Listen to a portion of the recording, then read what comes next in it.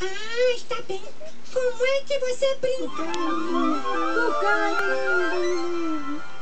Dorothy, é assim que eu brinco de cartas. Vem cá, menina trelosa. Vem pra cá, anda. Uma poltrona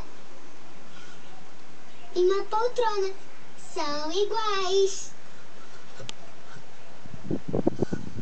Uma casa e uma poltrona não são iguais.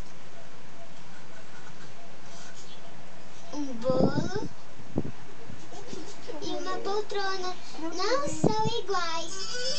Dorothy, é assim que eu brinco de seu mestre Uma mandou. bequeca.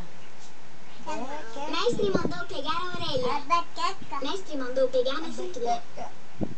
Mestre mandou pegar nos olhos. Mestre mandou pegar na boca. Nas bochechas. Muito bem. Adivinhe, Dorothy, é assim que eu brinco de pique-pega. Está com você.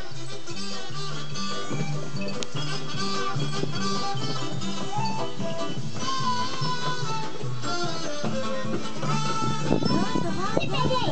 Está comigo. Obrigado, Dorothy. Agora Elmo vai perguntar a um bebê. Olá, bebê. Como é que você brinca, hein, bebê? Hein? Ah, é mesmo? Eu me entendeu. O bebê está querendo dizer que ele quer brincar de porquinho. Está certo. Esse porquinho aqui foi ao mercado. Esse porquinho ficou em casa. Esse porquinho comeu carne assada. Esse porquinho não comeu nada. E esse porquinho aqui chorou. Buá, buá, buá, até chegar em casa. De novo, Ama essa brincadeira. E você também, né? Obrigado, bebê.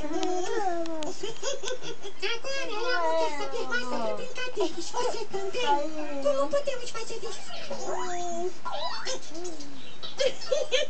Olha, a bebê está brincando de pique.